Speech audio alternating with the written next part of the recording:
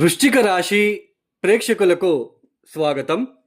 విశాఖ నక్షత్రం 4వ పాదం, అనురాధ నక్షత్రం 4 పాదాలు, అలానే జ్యేష్ఠ నక్షత్రం 4 పాదాలు ఈ వృశ్చిక రాశి కింద వస్తుంది. 2026 వచ్చే జూన్ మాసంలో గురువు గారు మిథున రాశి నుంచి కర్కాటక రాశిలోకి ప్రవేశిస్తున్నారు. ఏదైతే గురువు యొక్క కర్కాటక రాశి ప్రవేశం వలన ఈ వృశ్చిక రాశిలో పుట్టిన వాళ్ళకి ఎలాంటి మార్పులు వస్తున్నాయో తెలుసుకుంటూ వెళ్దాం.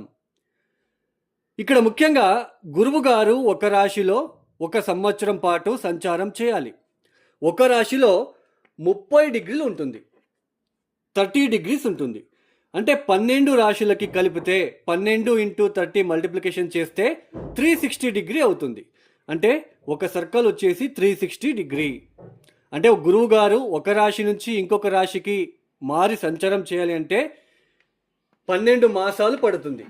అలాంటిది గురువు ఈ సంవత్సరంలో అతిచార మార్గంలో కేవలం 5 మాసాలు మాత్రమే కర్కాటక రాశిలో సంచారం చేసి, అంటే జూన్ 2వ తేదీ గురువు గారు కర్కాటక రాశిలోకి ప్రవేశిస్తారు. అక్టోబర్ 31వ తేదీ సింహ రాశిలోకి ప్రవేశిస్తున్నారు. అంటే 5 మాసాలు మాత్రమే గురువు గారు ఈ ఒక కర్కాటక రాశిలో సంచారం చేసి అక్టోబర్ 31వ తేదీ సవ్య మార్గంలో, అంటే ముందుకు నడుస్తూ అక్టోబర్ 31వ తేదీ సింహరాశిలోకి వచ్చిన తర్వాత ముందుకు వచ్చి అలాగే సవ్య మార్గంలోనే ఇట్లా ముందుకు వస్తూ డిసెంబర్ 13వ తేదీ ఆయన వక్రగతి పొందబోతున్నారు. వక్రించి సంచారాన్ని ప్రారంభం చేస్తున్నారు. వక్రించి అంటే వెనక్కి వెళ్ళడం అని అర్థం. ఇలా వెనక్కి వెళ్తూ డిసెంబర్ 13వ తేదీ సమయ మార్గంలో సంచారం ఆపేసి వక్రగతి పొందుతారు. డిసెంబర్ 13వ తేదీ ఎప్పుడైతే వక్రించి సంచారాన్ని ప్రారంభం చేసి వెనక్కి వెళ్తూ జనవరి 26వ తేదీ మళ్ళీ కర్కాటక రాశిలోకి అదే వక్ర మార్గంలోనే రివర్స్ బ్యాక్వర్డ్ డైరెక్షన్లోనే ఆయన మళ్ళీ కర్కాటక రాశిలోకి ఎంట్రీ అవుతున్నారు. జనవరి 26వ తేదీ నుంచి ఏప్రిల్ 13వ తేదీ వరకు ఆయన వక్రించి కర్కాటక రాశిలోనే సంచారం చేసి ఏప్రిల్ 13వ తేదీ మళ్ళీ వక్రత్యాగం చేస్తారు. ఇది మీకు అర్థం అవ్వాలని మీకు ఎక్స్ప్లెనేషన్ చేస్తున్నానండి. ఇక్కడ ముఖ్యంగా ఈ గురుబలం అనేది ఎన్ని రోజులు ఉన్నట్టుగా మీరు చెప్తూ ఉంటారు. మాకు మా రాశి వాళ్ళకి గురుబలం లేదు, శని కాటం ఉంది, అది ఇది యూట్యూబ్లో చూసి మీకు రాశి ఫలితాలు అనేది మీకు బాగా మైండ్లో బాగా ఫిక్స్ అయ్యి ఉంటుంది. చూడండి, గురుబలం ఈ వృశ్చిక రాశి వాళ్ళకి కేవలం 5 మాసాలు మాత్రమే ఉంటుంది ఈ 2026వ సంవత్సరంలో. ఎవరి జన్మజాతకంలో మనకంటూ ఒక జన్మజాతకం ఉంటుంది. ఆ జన్మజాతకంలో గనక గ్రహాల స్థితిగతులు బాలేకుంటే వాళ్ళ దశాభుక్తి వచ్చినప్పుడు మనం ఇబ్బంది పడక తప్పదు. అది దాన్నే కర్మ అని అంటాం. ఎవరి జన్మజాతకంలో గ్రహ దశలు బాలేక ఇబ్బందులు పడుతూ చాలా తీవ్రంగా కష్టాలు ఫేస్ చేస్తూ వస్తూ ఉంటారో ఆ సమయంలో గురుబలం వస్తే కాస్త ఊపిరి పీల్చుకుంటారు, ఏదో ఒక సహాయం అందుతుంది అని అర్థం. ఎవరి జన్మజాతకంలో గ్రహస్థానాలు గ్రహ స్థితిగతులు మంచిగా ఉండి వాళ్ళ దశా పీరియడ్ వచ్చినప్పుడు మంచి లైఫ్ అనేది ఉంటుంది, మంచిగా ఉంటుంది, మంచి ఫైనాన్షియల్ స్టేటస్ ఉంటుంది, మంచి జాబ్ ఉంటుంది, ఎటువంటి ఇబ్బందులు రాకుండా వాళ్ళ లైఫ్ అనేది బాగుంటుంది. అదే సమయంలోనే గురుబలం వస్తే రెట్టింపు ఫలితాలని వాళ్ళు అందుకుంటారు, అనుభవిస్తారు.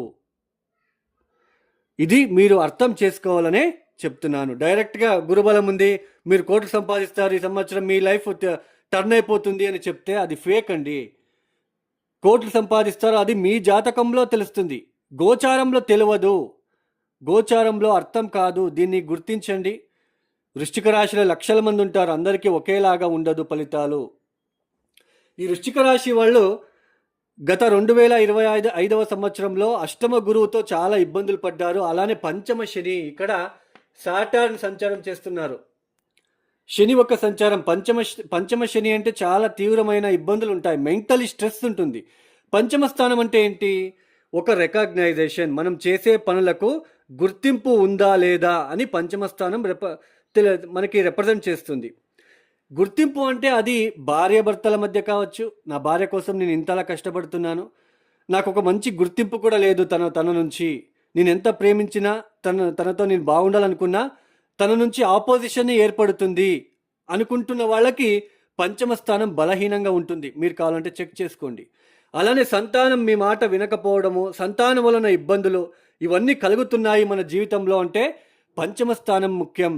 అలానే కొంతమంది ఈ ఈ ఉద్యోగాలు చేస్తూ వృత్తి వ్యాపారం అంటే వృత్తి చేస్తూ ఏదో ఒక జాబ్ చేస్తూ ఎక్స్ట్రా మనీ అర్నింగ్ చేస్తూ ఉంటారు కొంతమంది. ఈ షేర్ మార్కెట్లో పెట్టుబడి పెట్టి లేదా ఏదైనా చిన్నపాటి బిజినెస్లో పెట్టి ఏదైనా చీటీలు కట్టి ఎక్స్ట్రా మనీ అర్న్ చేస్తూ ఉంటారు బికాజ్ ఆఫ్ పంచమ స్థానం. అలాంటి పంచమ స్థానంలోకి శని రాగానే మీకు నమ్మి నష్టపోయి ఉంటారు, కొంచెం డబ్బు పోగొట్టుకొని ఉంటారు మీరు వృశ్చిక రాశి వాళ్ళు 2025 సంవత్సరంలో కాస్త. అలానే సంతానం డిలే అవ్వడము, అలానే చాలా ఇబ్బందులు, ఒత్తిడులు, భార్యాభర్తల మధ్య ఇబ్బందులు. ఎందుకంటే మీ జన్మరాశి నుంచి సప్తమ స్థానాన్ని తన ఒక తృతీయ దృష్టితో చూస్తూ ఉంటాడు. భార్యాభర్తల మధ్య ఒక అనుగాన లేకుండా ఇబ్బందులు ఇట్లాంటివన్నీ ఫేస్ చేస్తూ ఉంటారు. అలానే మీ జన్మరాశి నుంచి ద్వితీయాన్ని చూస్తాడు, కుటుంబ స్థానాన్ని చూస్తాడు, అలానే లాభస్థానాన్ని చూస్తాడు. కాబట్టి స్నేహితులను ఎక్కువ నమ్ముతారు, బయట వాళ్ళని ఎక్కువ నమ్ముతారు, మోసపోతారు. వాళ్ళతో ఎక్కువ తిరగడము, వాళ్ళతోనే ఎక్కువ ఉండడము, కుటుంబం మీద ఎక్కువ మీకు అవగాహన లేకుండా ఎక్కువ బయట ప్రపంచంలో ఎక్కువ ఉండి ఇట్లాంటివన్నీ మీరు కాస్త ఇబ్బందులు పడి ఉంటారు. ఎప్పుడైతే గురువు నవమ స్థానంలోకి ప్రవేశిస్తారో, కర్కాటక రాశిలోకి ప్రవేశిస్తారో, గురువు ఆయన సంచారం చేస్తున్న స్థానం నుంచి పంచమాన్ని చూస్తాడు. 1, 2, 3, 4, 5 ఈ స్థానం అంటే మీ జన్మరాశిని చూస్తాడు.